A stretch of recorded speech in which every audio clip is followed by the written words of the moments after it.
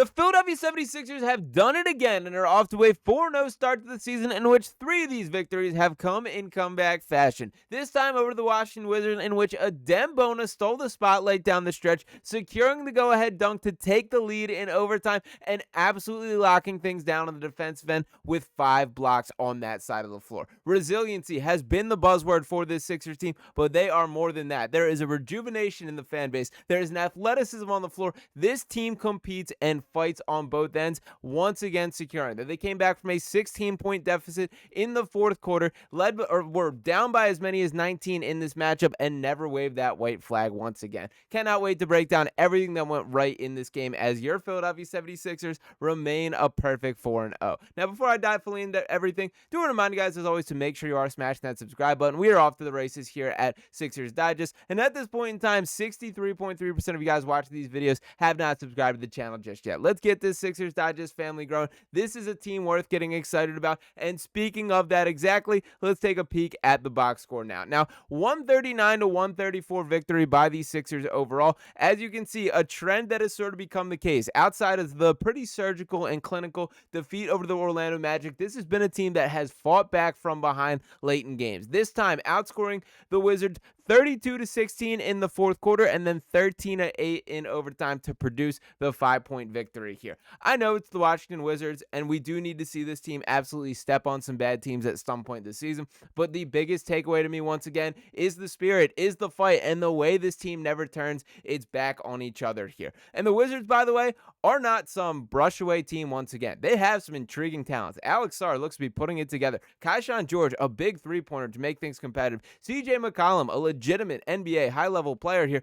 Chris Middleton, same sort of boat there. A guy that's won an NBA championship here. They have talent on this roster in a way that is a respectable victory that has not quite been the case in past years. But the story of today is still the Philadelphia 76ers. Now, headlining the scoring here, Tyrese Maxey, once again, 39 points, 10 assists, had a steal, a block, did have 4 turnovers, shot 3 of 9 from the field, and was absolutely nails down the stretch once again, hitting some big free throws to make sure the lead is extended and putting the Sixers in the spot to win. And this is now a trend that we're going to begin having some pretty dangerous and exciting conversations about Tyrese Maxey. So far this season, that he's had 40 points, 46-7, 28-6-9, 43-4-8, and 39-3-10. That is an electric start to the season. I've made the claim on here already that I think Tyrese Maxey is gunning for an All-NBA spot and continue to feel more cemented in that take. He's going to be in the conversation for best guards in the entire Eastern Conference this season. He's coming for you, Jalen Brunson. He's coming for you, Cade Cunningham. That Tyrese Maxey is that dude, can be used in such a variety of ways, and is taking those next steps into true superstardom. But he could not do it alone, and there are a number of other players that did step up on this team. Once again, the story of the day being Adem Bona, who absolutely swung this game, and you can see him with 18 minutes off the bench, only 2 points, but he did add a ton of production elsewhere. 5 rebounds and 5 blocks, most notably there. And what tells the story is the defensive impact there. He changed this game by being a force in the paint, the activity. Now, Bona's been a guy that I know has had his biggest fans and people that are critical. You cannot teach the level of motor and athleticism that this man possesses, and he is beginning to put the pieces together to recognize and understand basketball at the level that this team needs him to.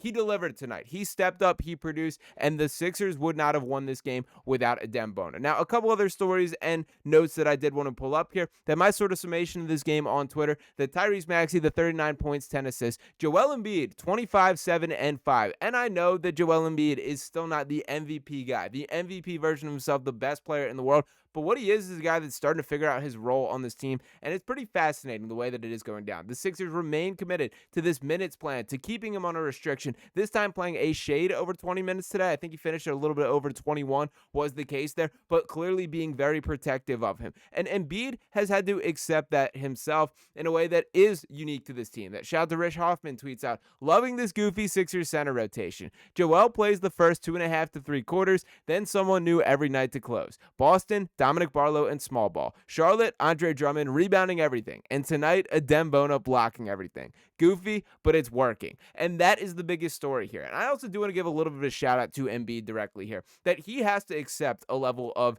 really acceptance to this overall situation for this to work. This is not a guy throwing a hissy fit. And he's voiced his, I guess, opinion here that he would prefer to just play the minutes that he does have available right off the get-go here, that he doesn't feel he gets into a rhythm when it is start, stop throughout a game here, when it is those short stints broken up. Let him feel a rhythm. Let him get into the flow, and that's what he did. I understand it was not the most impactful game that Joel Embiid has had in his career, but 25, 7, and 5 is still something that your average NBA player cannot just pull off casually. And I also think it's noteworthy just the energy he's showing. Like, look at him being fired up with Adem Bona at the conclusion of this game. That is not nothing there. That's a guy that's bought in, that's excited that there is finally a team around him that is able to keep his head above water and look competitive when he's not on the floor. For the entirety of the Joel Embiid career, it has been the story of when he is on the floor, they are a good basketball team. The second that he steps off, everything falls apart, and that is not the case this year. This team no longer lives and dies with where Joel Embiid takes them.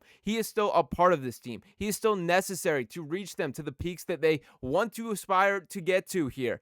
But there are other ways that they can produce victories on a night-to-night basis, and they are proving that on the floor this year. Now, a couple other takeaways that I did want to dive into here for this game overall. Quentin Grimes, man, 23 points, 7 rebounds, and the thing that I will praise about Grimes is he's just back committed to being in a Quentin Grimes role. He's not trying to do too much. He has not let these poor feelings from the offseason seep into anything here. He's delivering and hit some big shots once again tonight. That three-pointer, that high release point, I'm loving what he's bringing to this team, and competed defensively as well. He's got some fight in him in the same way that everyone on this team seemingly does. VJ Edgecombe, 14 points, 6 rebounds, and 4 assists.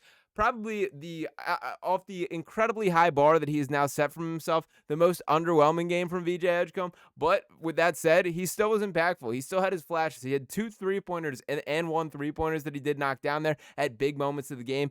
Edgecombe still finds ways to impact winning, and that may be a more important takeaway than the raw stats in itself. That even when his shots are not falling, even when he's not feeling the flow of the offense, he's still getting his hands in there defensively, cutting off ball, being active on the rebounds there. Edgecombe, it was a fine game, even if this is not one that will headline his Rookie of the Year campaign. And Kelly Oubre Jr., man, the dude that is the unsung hero of this Sixers team. 17 points and 11 rebounds tonight. This is back-to-back nights where he has just rebounded the crap out of the basketball, and this team needs him. Another guy who competes defensively, that in that fourth quarter period, it looked like it was Kelly on an island with CJ McCollum for most of that possession there. Kelly stood his ground, moved his feet, made him work, did not allow a shot opportunity, and ultimately forced a pass that it was Chris Middleton being the final guy to throw that up. He just does the little things. He just works and gives you everything he's got, and I will always rock with Kelly Oubre because that is the case there. Now, Adem Bona taking over late with the 5 blocks. The Sixers outscored the Wizards 32-16 in the fourth quarter for overtime. They were down 10 points with 2:30 to play in the fourth,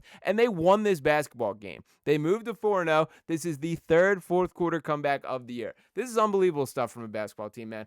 I am thrilled that this is what the Sixers are shaping out to be. I would have never in a million years imagined that they could be this fun this quickly, in contrast to how last season was. Start believing in this Philadelphia 76ers team, and it is awesome how many different ways they can win, how many different players can step up. And another guy that I do want to make sure I did not forget to shout out is Trendon Watford, man, making his debut on the season. And it was limited minutes to go back to the box score here and get exactly what we're looking at with Watford. That he came off the bench and in total played just 18 minutes, finished with 2 points, 4 rebounds, and 3 assists. There will be better Trendon Watford games than was the case today, but a really unique just skill set that is necessary on the Sixers team. They ran a lot of possessions with him as the primary decision maker and ball handler, which was really intriguing to me. That's the unique style that he does have. He's sort of a big man with touch, can take guys off the dribble. They ran a couple Embiid and Watford pick and rolls, which I did not expect whatsoever there. So I'm very intrigued by how this is going to kind of work itself together. I do think Watford has a chance of being a really valuable part of the Sixers team,